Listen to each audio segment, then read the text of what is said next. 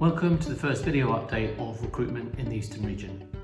My name is Ian Walters. I'm one of the founders of Pure Resourcing Solutions, a leading specialist recruitment firm in the Eastern region since 2002. Since the outbreak of COVID earlier this year, we're all aware of the impact it's had on employment and the number of redundancies that have gone on. And there's clearly significant uncertainty still as the furlough scheme unwinds leading up to the 31st of October. Inevitably, many of the statistics being published over this period of time show what has happened over that period of time. That's obvious, but what most people actually want to know is what's going to happen and what will happen for them. And whilst I'm no futurologist, I do believe that with our spread across the Eastern region, where we generally place over 2,000 people into specialist roles each year, we're quite well placed to understand what's going on the ground, and I'm hoping to share some of that with you now. So there are three sectors or specialisms where we have seen hiring activity going on. So the first is within the software or technology businesses. So that in turn can be divided into two, because you've got those organisations which are full-on software businesses, such as gaming businesses or other software companies, and they have continued to hire throughout this period of time. But we've also seen a big increase for other organisations who may be manufacturing or could be any other kind of business where their support or IT functions have needed to hire. Sometimes that's to support the number of people who are now working remotely, but we've continued to see activity in that area. The second sector where we've seen continued activity is accountancy. You've got the old adage of whether you're making money or losing money, you need a good person to let you know what's going on, and we've seen continued demand for high quality individuals within that space.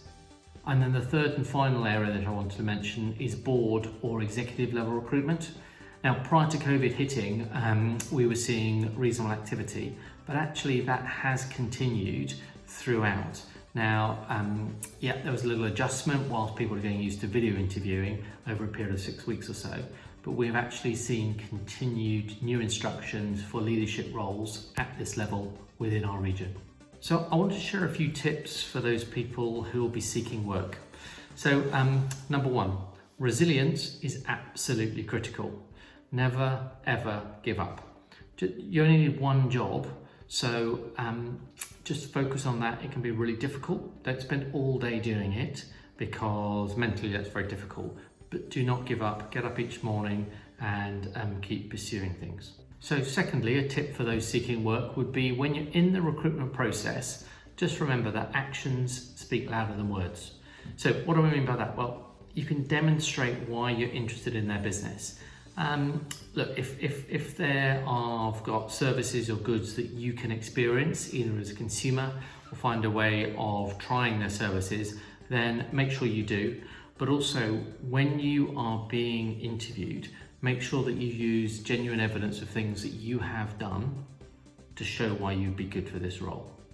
And it is a two-way process, so it's really important that it isn't just them finding out about you. You need to find about them and if it's the right fit for you. The third tip that I wanted to mention is the same as number one. Never, ever give up. Now, tips for employers. I've got three things that I wanted to mention here. The first thing is there is undoubtedly greater availability of talent for different roles. But do not forget, people have choices. So number one, please pay fairly, all right? Trying to get people on the cheap just never works, short, medium or long term. Secondly, do treat all applications or individuals who have applied, treat them well. It's your employer brand, and that's so important. Over the last 5 years or so, people invested a lot of time and effort in that. So please remember to look after those who are applying. And the third thing, it's a simple one, but first impressions count. So any interaction that people have with your organisation, with anyone in your organisation, does form a lasting impression. So next point is, please invest sufficient time in the recruitment process. Those of you who have recruited or hired many people in the past will recognise that when you get it wrong, the cost in terms of time and the financial cost, but more than anything, the impact on the rest of your team is huge.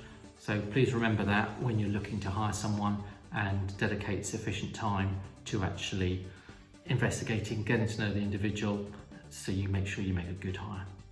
And then the third thing that we've really noticed is that the time to hire is significantly reduced.